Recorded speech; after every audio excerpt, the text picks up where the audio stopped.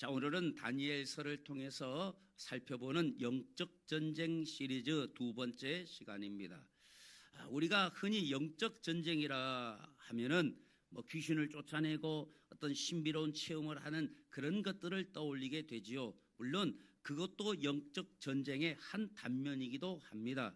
그러나 성경이 말하는 진짜 본질적인 전쟁은 훨씬 더 일상적이고 훨씬 더 치열한 곳에서 일어나고 있다라고 하는 사실입니다.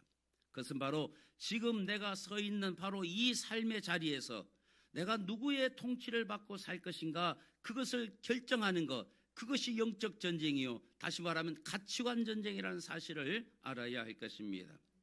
그러니까 영적 전쟁은 우리가 환상을 보고 사단과 싸우는 어떤 특별한 체험을 말하는 것이 아니라 내가 서 있는 이 자리, 내가 예배하는 이 교회, 내가 살고 있는 내 가정, 내가 행하는 내 직장, 바로 그 자리에서 내가 누구의 통치를 받고 사느냐, 바로 그 가치관 싸움이라는 사실을 알아야 할 것입니다. 자, 오늘 본문 배경이 바로 바벨론입니다. 이스라엘이 바벨론에 멸망을 하고 많은 소년과 많은 사람들이 바벨로니아로 포로로 끌려가게 됩니다. 자, 당대 최고의 문명을 자랑하는 것이 바로 이 바벨론이었습니다. 화려한 곳입니다. 그러나 그 화려함 이면에는 하나님의 백성을 영적으로 말살시키려고 하는 거대한 음모가 숨어 있었다라는 사실이죠. 여러분, 바벨론은 단지 이스라엘을 정복하고 끝난 것이 아니라, 그것에서 만족한 것이 아니라 그 이스라엘을 완전히 변화시켜 이스라엘의 젊은 청년들, 젊은 소년들, 그들을 데려다가 그들의 하나님의 백성이라는 정체성을 해체시켜서 그들로 하여금 바벨론을 위한 바벨론의 사상과 바벨론의 가치관을 가진 그 사람들로 만들어 사용하려고 했다라고 하는 거예요. 그래서 이 바벨론의 이 젊은이들은 바로 이 정체성 해체의 그 위기 가운데 있었다라고 하는 거예요. 자, 먼저 바벨론은 바로 이 소년들의 이름을 바꿉니다. 원래 다니엘의 이름은 다니엘의 원래 이름은 하나님의 나의 재판장이라는 뜻을 가지고 있습니다. 그런데 그 다니엘의 이름을 벨드사살로 바꾸게 됩니다. 벨드사살은 바벨론식 이름입니다. 벨이라고 하는 것은 우상의 이름입니다. 또 그 사살이라는 말은 총애하는 자라는 거죠. 그러니까 벨드사살이라는 말은 벨이라는 우상이 총애하는 사람이다라는 이름으로 다니엘의 이름을 벨드사살로 바꿔버렸다라는 거예요. 다시 말하면 하나님과 연관이 있는, 하나님이 내 삶의 재판장이라는 뜻을 가진 다니엘의 이름을 이 벨이라는 우상이 총애하고 사랑하는 사람이다 라고 이름을 바꿔서 하나님의 정체성, 하나님과의 그 연결고리를 끊어버리고 세상신 이 벨의 노예로 살도록 그렇게 만들었다라고 하는 거죠. 여러분, 옛날 우리가 일제시대 때도 창씨개명을 통하여 일본 사람들이 한국 사람의 이름을 일본식으로 바꾸고 그래서 한국 사람으로 정체성을 사라지게 하려고 했던 그 시도가 있었던 것을 보게 됩니다. 그 일본 사람들이 그것을 어디서 배웠겠습니까? 바로 이 바벨론 제국을 통해서 그것을 바꿨다라, 그것을 배웠다고 말이죠. 이름을 바꾼다라는 것은 그가 정체성을 다르게 한다라는 것 아니겠습니까? 그 다음에는 이 바벨론에 끌려온 이 히브리 청년들에게 그 바벨론의 학문을 가르칩니다. 이것은 단순히 그들이 인문학, 천문학, 수사학을 가르치는 그 일반적인 교육이 아니라 세속적인 세계관을 그 사람들에게 주입하는 그 같은 작업이었다라는 거죠. 다시 말하면 바벨론의 사고, 바벨론의 가치관을 학문을 통해서 그들에게 주입하려고 했다라는 거죠. 이것은 우리가 영적으로 보면 우리가 무엇이 옳고 무엇이 진리고 무엇이 성공이고 무엇이 가치 있는 일인지에 대한 기준 자체를 바벨론식으로, 다시 말하면 세상적으로 개조하려고 했다라고 하는 거예요. 다시 말하면 하나님의 세계관 속에 이 세속적인 세계관을 침투시켜 그를 변화시키려는 그 작전을 바벨론은 행하였다라고 하는 거예요. 여러분, 오늘날도 악한 영의 세력들은 우리가 하나님의 가치관을 가지고 살아야 될 우리들에게 항상 세상의 가치관, 세상의 성공, 세상의 진리, 이 세상을 살아가는 기준 자체를 바벨론식으로 살아가도록 그렇게 우리를 주입하고 가르치고 있다는 사실을 알아야 하겠습니다. 그리고 마지막으로 왕의 음식을 먹게 합니다. 왕이 지정된 음식을 먹게 했다라는 거죠. 그 왕이 지정된 음식은 거의 이 바벨론의 우상에 바쳐진 그 같은 음식일 경우가 많고, 또 이 우상에 바쳐진 그런 음식이었다라는 거죠. 그러니까 이 음식 문제는 뭐냐 단순히 먹고 사는 문제, 다시 말하면 식사 문제가 아니라는 거예요. 왕에게 충성을 맹세하고 그 신앙의 순결을 허물어뜨리려고 하는 가장 현실적인 유혹이었다, 가장 본능적인 유혹이었다라고 하는 거죠.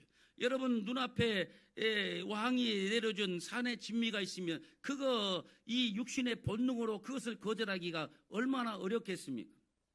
자, 이게 바로 바벨론이었다라는 거. 바벨론은 이렇게 이름을 바꾸고 바벨론의 학문을 가르치고 또 왕이 지정된 음식을 먹게 함으로 이 이스라엘의 청년들에게 세속적인 가치관, 바벨론의 가치관과 사고를 가지고 바벨론의 신앙의 순교성을 잃어버리고 바벨론식 신앙을 가지고 살도록 강요하고 있었다라는 거예요. 이것이 전쟁이라는 거죠. 왜 이것이 전쟁이냐? 이게 바로 하나님의 사람과 이 바벨론 세상에 속한 그 가치관과 일어나는 충돌, 그 충돌이 전쟁이라고 말이죠.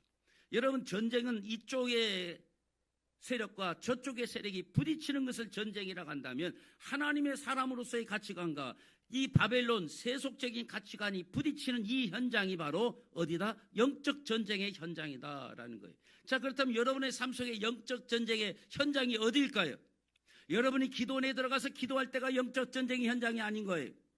여러분이 살고 있는 바로 여러분 그 자리, 내가 예배하는 그 교회, 여러분이 살고 있는 그 집, 여러분이 만나는 사람, 그 자리가 여러분의 기독교적인 가치관과 신앙의 가치관과 세속적인 가치관이 부딪히는 그 영적 전쟁의 현장이라는 것을 여러분 기억하시길 바랍니다.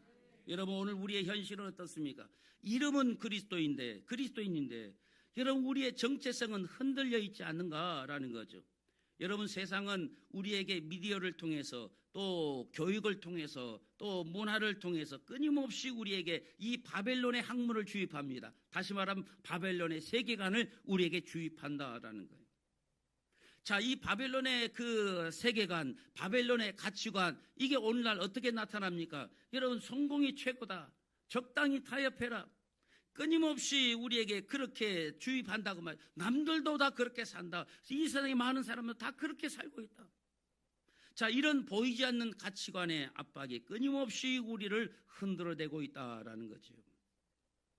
성공이라는 이름으로, 또 내가 편안함이라고 하는 그 이름으로 우리는 조금씩 우리의 믿음을 내려놓도록 유혹하고 있다는 사실을 기억하시길 바랍니다. 너만 그렇게 교회를 섬기느냐? 적당히 해라. 좀 쉬고 편안하게 해라. 여러분, 성공이라는 이름, 편안하는 이름으로 우리의 믿음을 여러분 내려놓도록 유혹하는 그 유혹에 넘어가지 마시기를 바랍니다. 여러분, 우리는 거대한 이 바빌론이라는 세상 속에서 그렇다면 우리가 어떻게 살아야 하겠는가라는 거죠. 오늘 본문은 단순히 과거 바벨로니아의 포로로 끌려갔던 이 소년들만의 이야기가 아닌 거예요.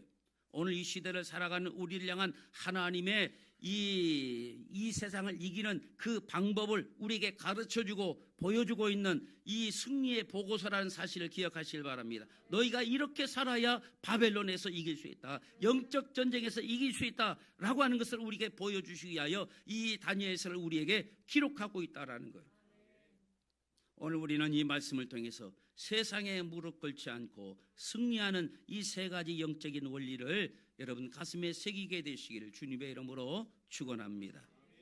자, 우리는 신앙생활을 하면서 우리의 어떤 믿음 상태, 믿음이 좋다, 혹은 믿음이 나쁘다, 믿음이 좀 강해졌다, 믿음이 약해졌다라고 하는 그 믿음의 상태를 환경 탓으로 돌리는 경향이 있어요.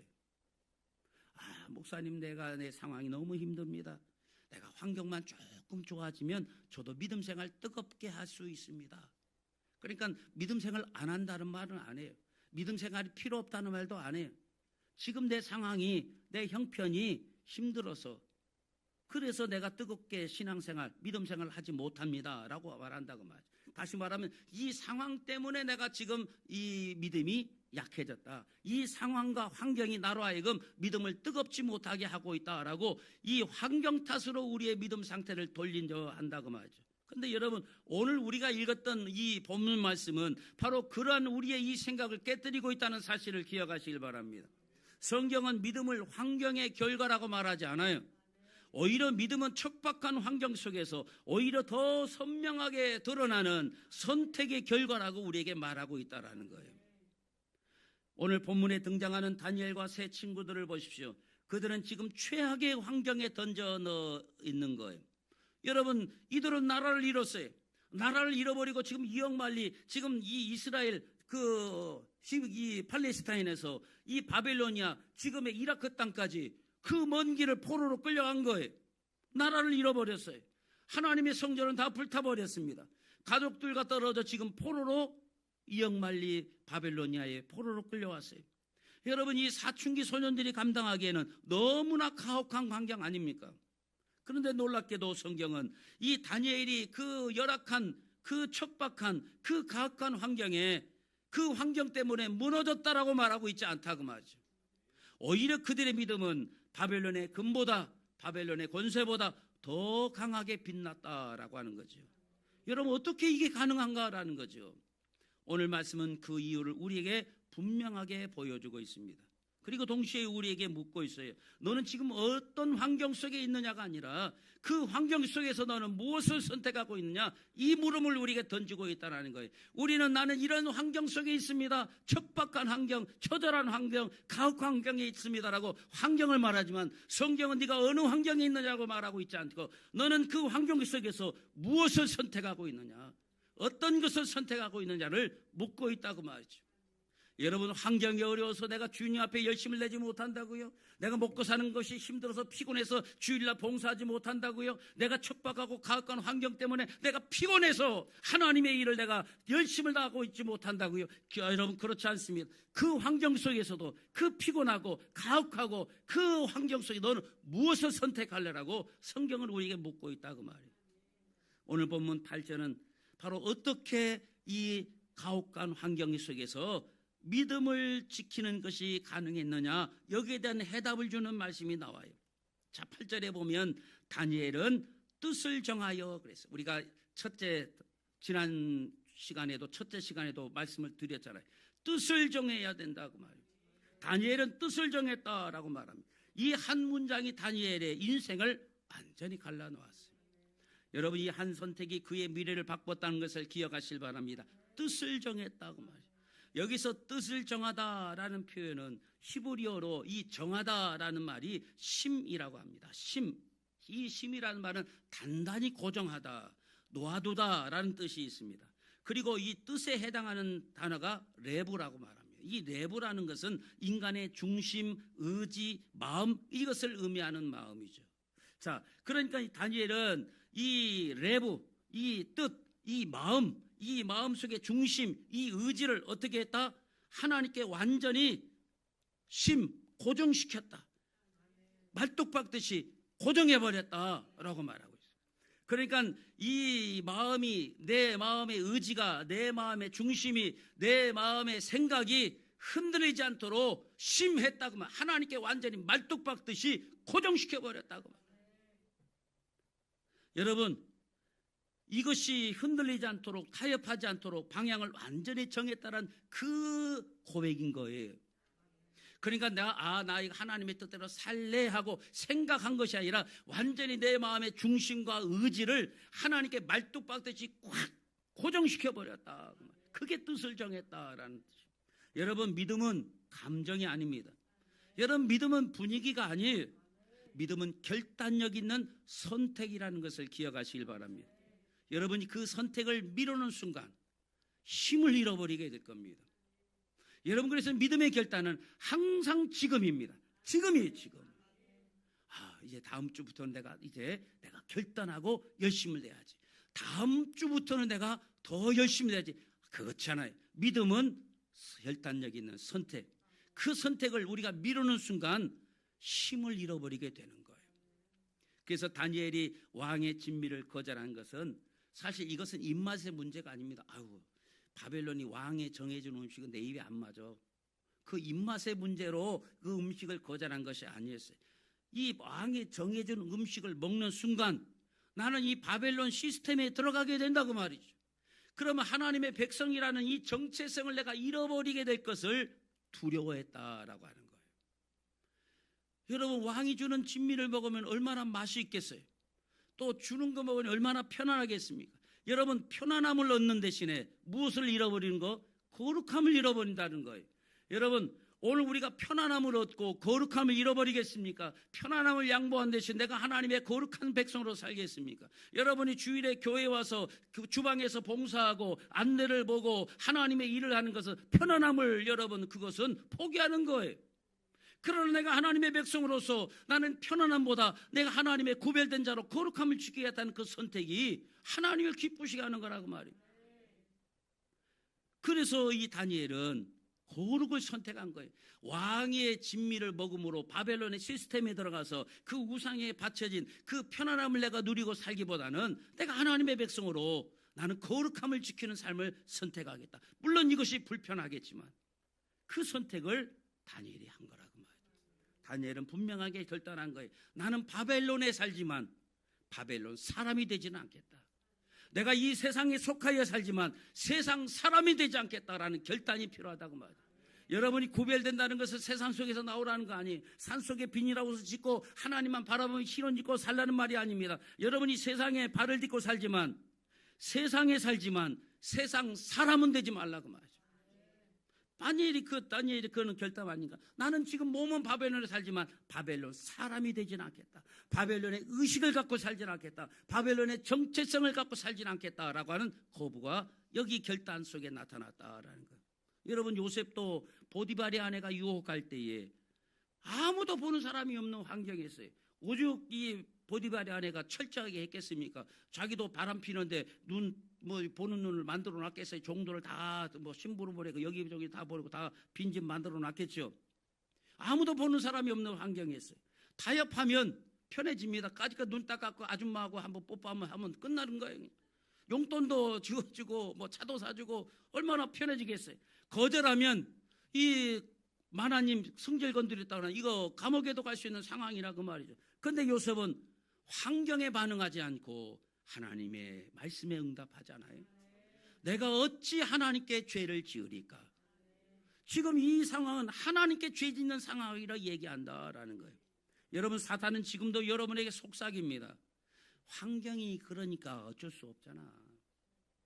이번 한 번만 눈 딱 감자. 여러분, 그런데 하나님이 여러분의 마음을 묻고 계신다는 것을 기억하시길 바랍니다. 너는 환경에 끌려다니며 그저 환경에 반응하는 사람으로 살 거냐, 아니면 나의 약속을 붙들고 선택하는 사람으로 살 것인가? 하나님은 묻는다는 것을 기억하시길 바랍니다. 여러분, 신앙은 환경의 사물이 아닙니다.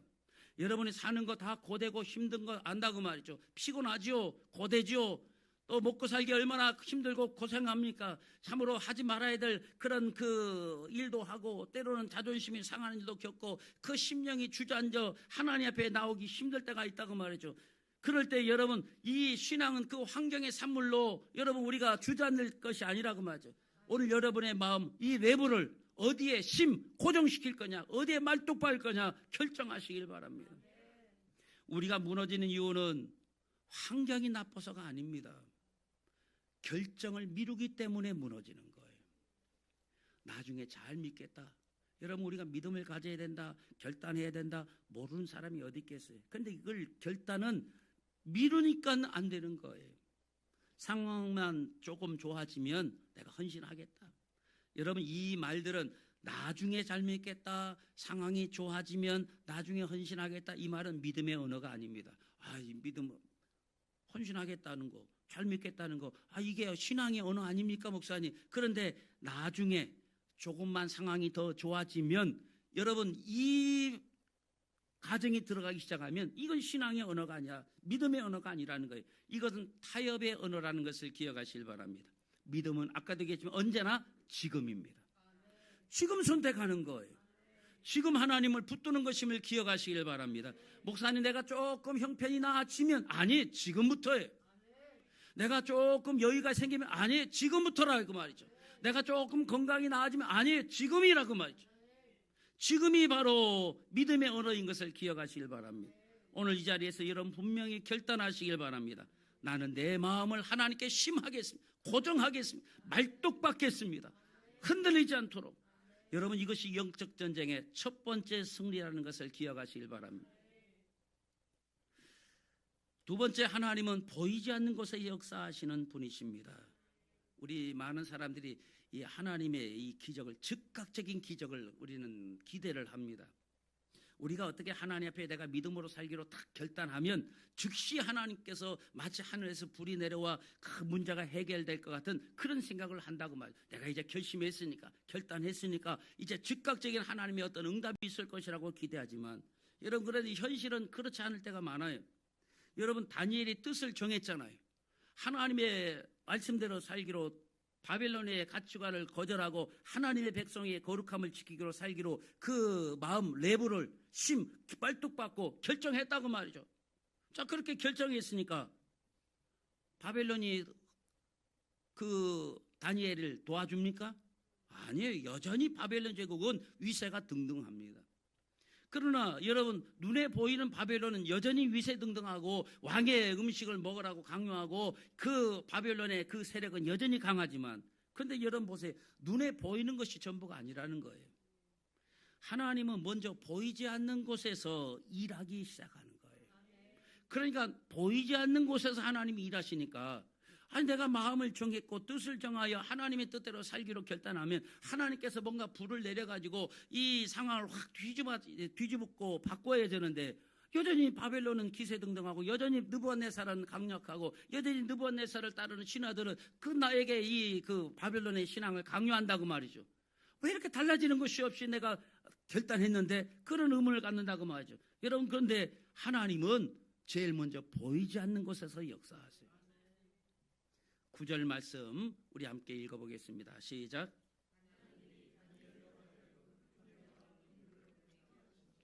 자, 하나님이 다니엘로 하여금 은혜와 긍휼을 얻게 하셨다.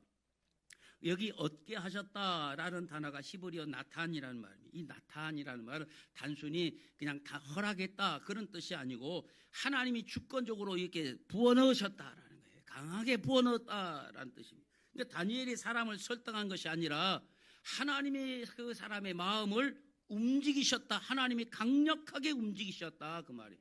그러니까 다니엘이 좀 봐주세요 하니까, 아유 저는 불쌍한데 내가 좀 봐줄까? 그러게 아니라 그 사람에게 단순히 그 허락을 받는 정도가 아니라 하나님의 그 마음속에 이 은혜와 긍휼을 집어넣었다고 말이에요. 강력하게 집어넣어 그 마음을 움직이셨다라는 거예요. 자, 은혜와 긍휼을 얻었다. 여기 은혜라는 말은 우리가 잘 아는 헤세드라고 말합니다. 헤세드라는 말은 이건 변하지 않는 언약적인 사랑을 이야기합니다. 여기 긍휼이라는 말은 히브리어로 라빔이라고 말합니다. 이 라빔이라는 단어는 우리가 태라고 하는 것이 어머니 태 같은 거, 이 태에서 나온 말로 엄마가 자식을 불쌍히 여기듯, 우리가 단장이라고 그래. 창자가 끊어지는 아픔으로 긍휼히 여기는 정도의 그 긍휼을 라빔이라 그렇게 말한다고 하죠. 그러니까 하나님이 그 이방인들의 마음속에 이런 감정을 심어 놓으셨다라, 이런 감정을 강력하게 하나님이 넣었다고 말이죠. 이 헤세드와 라빔을 하나님이 집어넣었다고 말이죠. 그러니까 하나님이 집어넣으시는 거, 이게 하나님이 일하시는 방식이에요. 하나님이 뭘 하셨다고 그랬어요? 환경을 부수기 전에 먼저 사람의 마음을 만지셨다라는 거예요. 완고한 바벨론의 관리들의 마음에 이 다니엘을 향한 긍휼함을 심어 넣어 주셨다고 말이에요. 여러분, 이게 영적 전쟁의 신비입니다.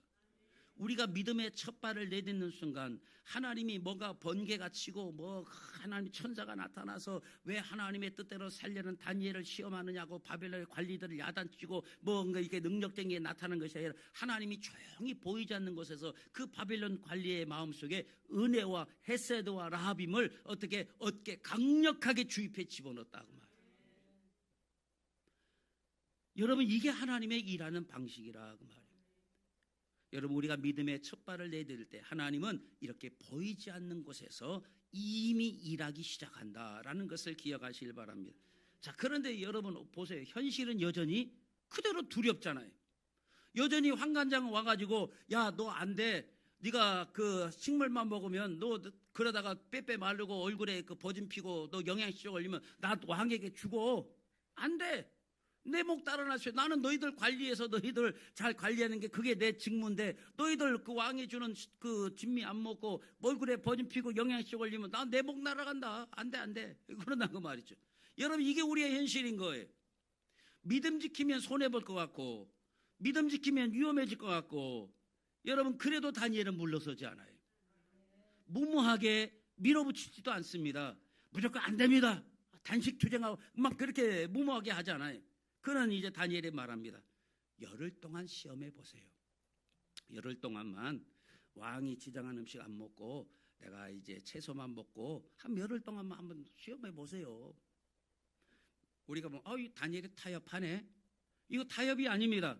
하나님을 신뢰하기 때문에 가능한 믿음의 전략이라고 말이죠. 열흘간 하나님이 개입하세요. 열흘이 끝난 다음 15절을 보세요.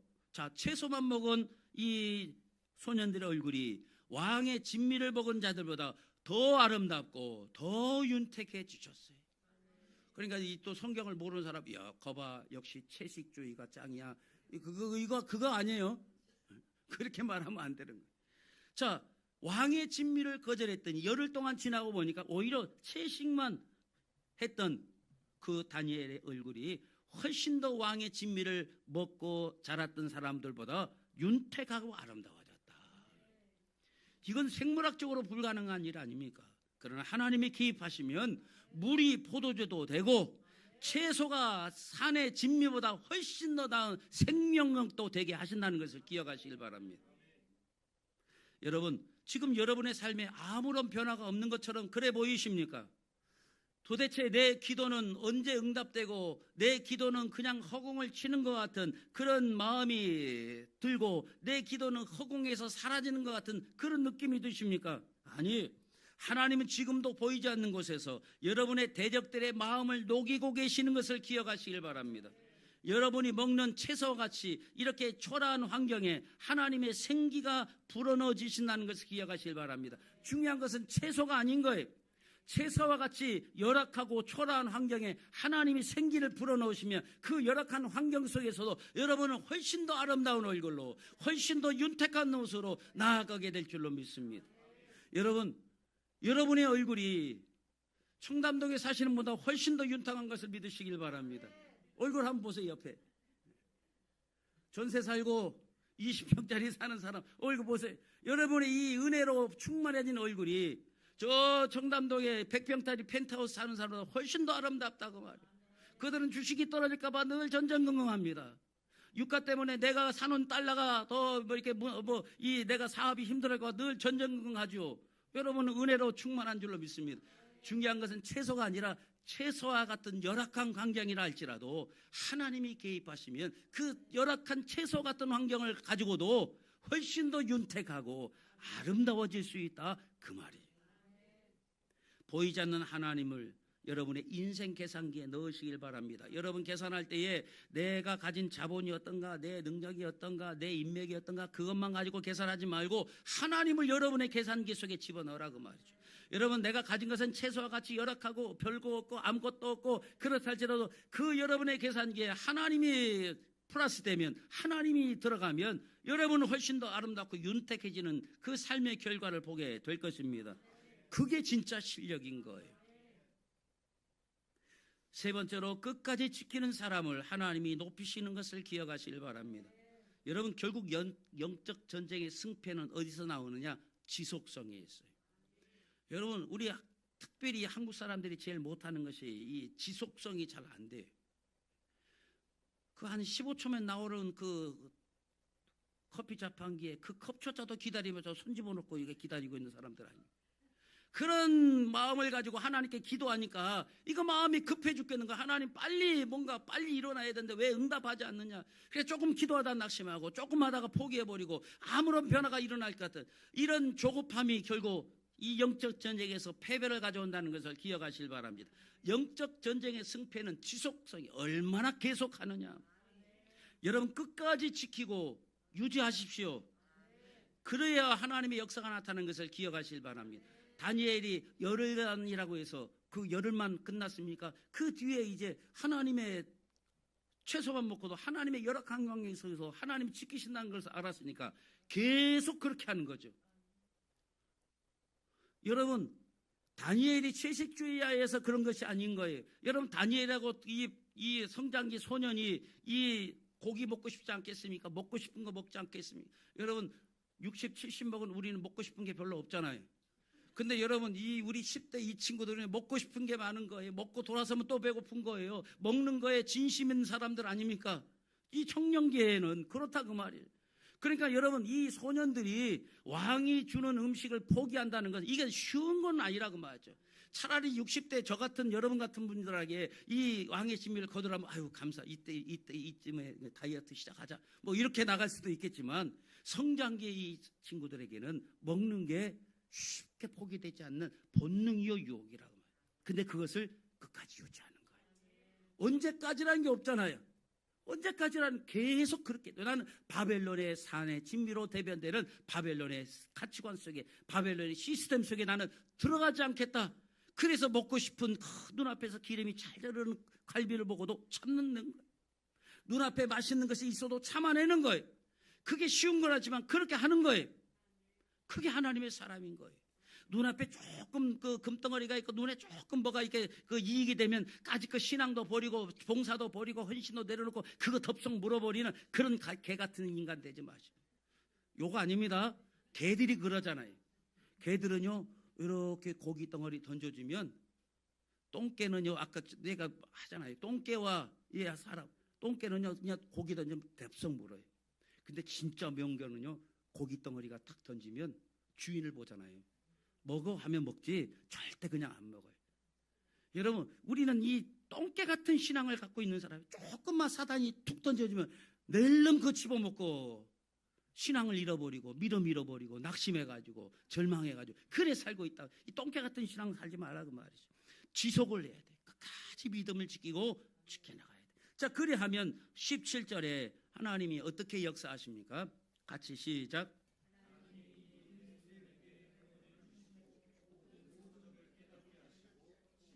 자, 하나님이 이 청년들에게 학문을 주셔요. 또 서적을 읽을 때 깨닫게 하시고 그것을 이해하시는 지혜도 주셔요. 하나님이 내 손에게 지혜와 총명을 주셨다 그 말이죠. 그리고 또 어떻게 하십니까? 20절을 봅니다. 20절을 보면 시작. 왕이 그들에게 모든 일을 묻는 중에 그 지혜와 총명이 온 나라 박수와 술객보다 10배나 나은 줄을 아니라 그랬어요. 자, 왕이 이 소년들을 시험해 보니까 이 소년들의 지혜와 이 총명이 모든 바벨론의 박수와 술객, 이게 그냥 무당 술객이 아니라 그들에게 그 당시에 바벨론의 박수와 술객이 가장 지혜롭고 똑똑한 사람들이에요. 그래서 왕이 항상 대사를 정할 때 이 박수나 술객들에게 묻는다고 말하죠. 그러니까 이 박수나 술객들이 지혜의, 바벨론에 있어서는 지혜의 최고 정점에 있는 사람들, 이 사람들이 왕의 주요 참모들이라고 말이죠. 그러니까 인생을 가지고 항상 이 박수나 술객들에 보고 뭘 할까 말까 이것을 묻는 것들이 바로 이 박수에게 나타나고 술객들이라고 말해요. 그런데 이 바벨론의 이 청년들이 그 지혜와 총명이 바벨론에서 가장 똑똑하다고 하는 박수와 술객보다 몇 배? 10배나 나았다. 여기서 10배라는 히브리어를 하다가 에세르 야드라고. 에세르 야드라는 말은, 여기 야드라는 말은 손이라는 뜻이에요. 그러니까 에세르 야드라는 말은 인간의 두 손을 하는 노력 위에 하나님의 손이 10번 얹혀졌다 그 말이에요. 여러분, 내 힘으로 아둥바둥 살아가는 사람보다 하나님의 손이 얹혀진 사람의 인생이 얼마나 탁월할 수 있는가 다니엘이 보여주는 거예요. 하나님의 손이 얹혀진 사람의 인생, 여러분 그 인생이 승리하는 인생인 것을 믿으시길 바랍니다. 여러분, 우리가 옛날에 그 우스갯소리로 그런 말 하잖아요. 인간이 아무리 삽질 하루 종일 해봐도 포크레이 한번 팍 퍼버리는 거다 못하다 그 말이에요. 여러분이 아무리 두 손으로 뭔가 아둥바둥 해보려고 애를 써도 하나님이 역사하신 거에 비견할 수가 없다 그 말이에요. 인간의 노력 위에 하나님의 손이 얹혀지는 순간 비교할 수 없는 차원의 문이 열리게 되는 것을 기억하시길 바랍니다. 여러분, 하나님은 재능 있는 사람을 찾지 않습니다. 하나님은 끝까지 그의 믿음과 신앙을 지키는 사람을 찾으신다는 것을 기억하실 바랍니다. 버티는 사람은요 결국 지쳐요. 여러분 이 금요 기도에도 버티면 오래 못합니다. 그래 목사님 하려니 한번 버텨보자. 힘든데도 버텨보고 그 버티는 사람은 오래 못 가요. 결국 지쳐요. 그러나 지키는 사람, 내가 이 상황 가운데 믿음을 지키러 내가 하나님께 말뚝박고 내 마음을 결정을 딱 하고 내가 이건 꼭 지켜야 된다. 그 지키는 사람은 점점 강해지게 될 줄로 믿습니다. 왜냐하면 하나님이 그를 붙드시기 때문에. 내 인간의 노력 위에 하나님의 능력에 손이 얹혀질 때에 그 능력으로 우리가 지켜나갈 수 있게 되는 거예요. 여러분 다윗을 보세요. 다윗은 사울을 죽일 기회가 있었어요. 사울만 죽이면 자기가 정권 잡는 것은 유도 아니라 그 말이죠. 왜냐? 그 모든 상황이 다윗에게 다 유리한 것 아닙니까? 이 다윗이 승리하고 돌아올 때 다윗은 만만이요 사울은 천천히다. 벌써부터 이 사람들의 민심이 다윗에게 다 가고 있어요. 그걸 사울이 보니까 속이 상한 거죠. 정적으로 여기는 거죠. 다윗이 나보다 인기가 더 있구나. 저놈이 언젠가는 내 자리를 뺏겠구나. 그 생각 때문에 지금 다윗을 죽이려고 그래 애쓴 것 아닙니까? 자, 그렇다면 이 다윗에게는 어떻습니까? 600명의 용사가 있어요. 다윗을 위하여 목숨을 바치기로 한 주변에 600명의 용사가 있다고. 그 600명의 용사가 뭔지 어떤 정도인지 아십니까? 그냥 다윗이 나중에 왕권 잡으면 우리도 한 자리 차지하겠다. 그래서 600명이 따라다니는 게 아니라 그 말이죠. 그들은 그 힘들고 어려운 가운데 이 다윗을 함께했던 그 사람들은요, 한 가지 예만 들으면 이 다윗이 그 베들레헴 성문 안에 있는 물을 한번 먹고 싶다. 고향을 생각하면서 그 베들레헴 성 안에 있는 우물에 물 한번 먹었으면 혼자만 한 거예요. 그 옆에 있는 그 신하들이 듣고 목숨 걸고 이 베들레헴 성 안에 들어가 그 물을 떠오잖아요. 그 물 하나에 목숨 걸 만한 일입니까? 물 한 바지 뜨겠다고 자기 목숨 걸고 적진 속으로 들어가는 거예요. 그런 사람들이 600명 다윗교회에 있다고, 다윗 주변에 있다고 말이에요. 자, 그런 다윗이 지금 사울이 죽일 수 있는 기회가 왔어요. 죽이면 돼요. 백성들의 민심도 있고 또 다윗에게는 그 충성스러운 신하도 있고 모든 요건이 가능하다고 말이죠. 그런데 다윗은 사울을 죽이지 않습니다. 하나님이 기름 부어 세우신 하나님의 사람이라 생각해서 그를 포기하고 놓아주죠. 이건 뭐예요? 자기의 원칙을 지킨 거예요. 하나님의 사람은 하나님이 처리하는 것이 내가 하는 것 아니야. 그게 자기 원칙인 거예요. 그래서 기회가 있었어도 그 원칙 때문에 원칙 지키느라고 그는 그것을 포기하고 오히려 왕이 될 수 있는 시간이 더 늘어났고 나중에 왕이 되는 기간이 늘어났지만 하나님은 그 선택을 보시고 그를 왕으로 세우신 것을 기억하시길 바랍니다. 여러분 이것을 지킨다라고 하는 거예요. 여러분 21절에 보면 오늘 이 다니엘의 이야기의 결론이 나옵니다. 21절 같이 한번 읽겠습니다. 시작.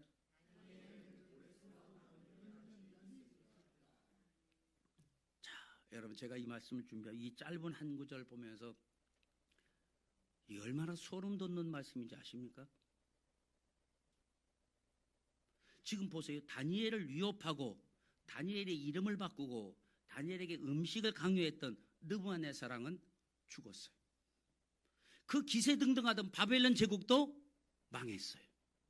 그런데 끝까지 믿음을 지켰던 다니엘은 정권이 바뀌고 나라가 바뀌고 제국이 바뀌었는데 여전히 그 자리 지키고 있어요. 소름 돋지 않나요? 나만 이 말씀 보면서 그래. 야, 다니엘을 죽이려고 다니엘을 핍박했던 왕도 죽고 그 나라도 망하고 제국도 망했는데 죽이려 했던 다니엘은 오히려 제국이 바뀌고 나라가 바뀌고 왕은 바뀌어도 다니엘의 위세는 그대로 있는 거예요. 여러분, 이게 하나님의 믿음의 승리자의 모습인 거예요. 세상의 권력은 유한해요. 세상의 유행도 지나갑니다. 세상의 성공 공식은 10년만 지나도 낡은 것이 돼요. 여러분, 우리가 지금 옛날에 지금 우리가 성공 방식 얘기하는데 지금은 1년, 2년만 지나도 우리가 인생 승리의 그 비결들이 다 바뀌잖아요. 지금은 벌써 이제 우리 옛날 4차 산업, 4차 산업, 지금은 이제 AI. 성공 인생의 방식이 얼마나 속도와 있게 세상의 성공 공식들이 바뀌는지 몰라요. 여러분 옛날에는요 그 뭐 현대 자동차니 이런 이런 것들을 붙잡고 그런 주식을 갖고 있으면 있는데 지금은 디램 이런 것들이 이제 오히려 그걸 붙들고 있는 것이 세상의 성공 공식이 되고 있다. 세상의 성공 공식은요 10년만 지나도 다 금방 낡은, 아니 뭐 10년도 갈 것도 없어요. 5년 2년만 지나도 그 낡은 방식이 되고 만다 그 말이죠. 그런데 하나님께 뿌리를 받고 끝까지 믿음을 지키는 사람은 그 자리가 영원히 남는 거예요. 시대가 바뀌고 권력은 바뀌고 권력자도 지나가고 그 나라도 지나가고 그 제국도 다 지나가지만 믿음을 지킨 사람은 그 자리에 그대로 남아있어요. 여러분 하나님은 적당히 타협해서 빨리 올라가려고 애쓰는 사람을 하나님이 쓰시지 않습니다. 비록 더딜지라도 끝까지 거룩함을 지키는 자를 하나님이 들어서 이 세상을 부끄럽게 하신다는 것을 기억하시길 바랍니다. 여러분 다니엘이 오늘 우리에게 보여주고 있지 않습니까? 끝까지 믿음을 지켰더니 하나님은 끝까지 다니엘의 그 자리를 지켜주더라고 말이죠. 생각해 보세요. 우리가 정권 바뀌고 그대로 총리가 되는 사람은 종종 있잖아요. 근데 나라가 바뀌었어요. 제국이 바뀌어버렸어요. 여러분 바벨론 제국에서 메데파사 페르시아 제국으로 바뀌어버렸다고 말이에요. 나라가 바뀌고 제국이 바뀌었는데도 다니엘은 그 자리에 있어요. 아니, 소름 안 끼쳐요? 너무나 대단한 건 아닙니까? 그 다니엘을 허물어뜨렸던 사람은 권력자도 가고 다 갔는데 다니엘은 그 자리에 그대로, 나라도 가고 제국도 가고 다니엘은 그대로 하나님의 끈 사람. 여러분 아무리 뭐 지금은 AI 시대가 가고 앞으로도 무슨 시대가 가도 여러분 거기에 내가 빨리 뭔가 편승해야지 조급할 필요가 없어요. 내가 믿음을 지키고 내 가치관을 지키고 하나님의 신앙을 지키면 세상은 흘러가도 나는 여전히 세상의 중심 속에 있을 거라고 말이에요. 여러분 이게 믿음의 결말인 거예요. 세상은 지나가지만 하나님께 붙들린 사람은 남는다. 여러분 이제 말씀을 뵙습니다. 여러분 이제 우리는 결단하고 선택해야 될 줄로 믿습니다. 여러분 영적 전쟁은 거창한 구호가 아닌 거예요. 오늘 여러분의 식탁 가운데서 영적 전쟁이 시작되는 거예요. 여러분의 직장에서 여러분의 골방에서 내리는 아주 작은 선택들이 그것이 모여서 전쟁의 승패를 가름한다는 것을 기억하시길 바랍니다. 여러분 그래서 여러분의 삶 속에 항상 결단하시고 여러분 항상 선택하시길 바랍니다. 지금 내가 상황에 끌려갈 것이냐 아니면 내가 이 믿음을 지킬 것인가 항상 생각을 하고 말이죠. 여러분 영적 전쟁에 실패하는 사람의 늘 하는 말이 뭔지 아십니까?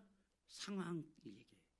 우리 집이 좀 힘들어서, 내가 집이 멀어서, 내가 피곤해서, 내가 먹고 살기, 이게 영적 전쟁의 패배자의 전형적인 특징입니다. 그럼에도 불구하고 우리는 하나님 앞에 서기를 결단하는 거예요. 밤새 내가 열심히 밤이 새서 열심히 벌어먹고 사느라고 힘들어도 그래도 내가 하나님 앞에 오늘 이 시간 내가 하나님께 충성하겠다는 마음으로 그 자리를 지키는 거예요. 봉사의 자리를 지키는 거예요. 헌신의 자리를 지키는 거라고 말이죠. 그게 영적 전쟁의 승리자인 거예요. 여러분 영적 전쟁이 엄청나게 큰 게 아닙니다. 여러분의 삶의 현장에서 내게 주어진 것을 끝까지 지키는 게 그게 승리자인 거예요. 왜냐? 사단은 거기서부터 허무는 거예요. 여러분 사막의 이 포도의 여우가 작은 굴부터 시작해서 포도는 허물어 나가는 것을 기억하시길 바랍니다. 여러분 영적 전쟁 거창한 구호가 아닙니다. 아까도 얘기했지만 여러분의 당장 식탁에서부터 직장에서 골방에서 여러분이 내리는 그 선택들이 결국 이 영적 전쟁의 승패를 가름한다는 것을 기억하시길 바랍니다. 오늘날도 바벨론의 진미는 우리를 유혹합니다. 야, 너 당장 네가 조금만 움직이면 돈이 생기잖아. 이것이 나오잖아. 너 이거 하느라고 네가 좀 피곤하고 힘들어서 하나님의 일을 멀리 하더라도 너 당장 그거 붙드는 게 너에게 좋은 거 아니야? 이게 여러분 유혹이라고 말이죠. 그런 것들이 우리를 유혹하고 이거 한 번만 먹으면 이거 한 번만 타협하면 또 승진할 수 있어. 너 이거 계약 체결할 수 있어. 인간관계 편해져. 남들도 다 그렇게 해. 너만 유별 떨고 그렇게 교회 다닐 필요 없다. 적당히 해라. 이런 소리들이 끊임없이 우리에게 들려온다고 말이죠. 그러나 여러분 그 진미 뒤에 있는 여러분이 영혼을 마비시키려고 하는 이 사탄의 낚싯바늘이 숨어 있다는 것을 기억하시길 바랍니다. 여러분 낚시라는 것을 아십니까? 여러분 이 피싱은 뭐예요? 그 물고기가 좋아하는 것이 낚싯바늘 위에 감춰져 있는 거예요. 이런 물고기들이 다니는데 어디서 평생 한 번 보지 못한 이 육지의 갯지렁이들이 물속에서 왔다 갔다. 산에 진민 거예요. 물속에서 볼 수 없는 것들이. 뭐 미꾸라지, 지렁이, 이건 육지에 사는, 이건 한 번도 보지 못한 것 같아요. 눈앞에 있어. 이야, 이 신기하구나. 맛있는 냄새 덥석 물었다가 그 속에 숨겨있는 낚싯바늘에 콱 껴가지고 무트로 끌려와 죽게 된다고. 그게 낚시라고 말이죠. 여러분, 사단은 끊임없이 우리를 향하여 낚시하고 있는 거예요. 그게 영적 전쟁이에요. 영적 전쟁이라고 하니까 사탄의 세력과 우리가 이렇게 엄청나게 싸움하는 게, 우리 삶의 그 순간순간 이 사단이 우리에게 주어지는 진미가 있다고 말이죠. 그 진미 뒤에는 사단이 교묘하게 숨겨놓은 낚싯바늘이 있어요. 여러분, 그 낚싯바늘이 숨어있다는 것을 기억하시길 바랍니다. 겉은 화려하고 겉은 보암직도 하고 겉은 먹음직도 하죠. 그러나 그 속은 죽음의 독이 들어있는 거예요. 여러분, 이제 우리는 결단해야 될 줄로 믿습니다. 여러분, 강력하게 여러분 선포하시고 결단하세요. 환경이라는 핑계 쓰레기통에 다 던져버리시길 바랍니다. 내 믿음이 흔들리는 것은 남편 때문도 아니고 직장 때문도 아니고 돈 때문도 아닌 거예요. 내가 뜻을 정하지 않았기 때문인 거예요.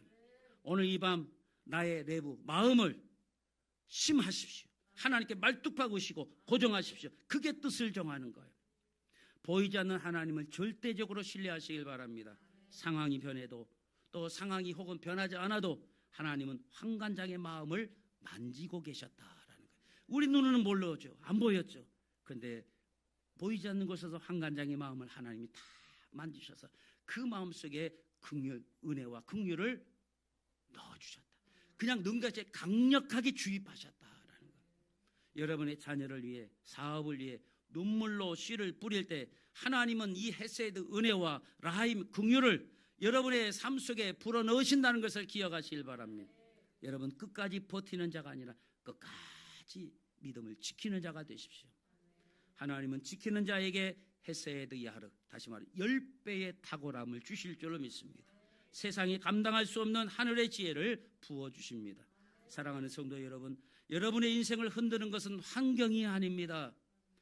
바로 지금 이 순간 여러분을 향한, 하나님을 향한 여러분의 선택이 여러분의 인생을 바꾸게 된다는 사실을 꼭 기억하시길 바랍니다.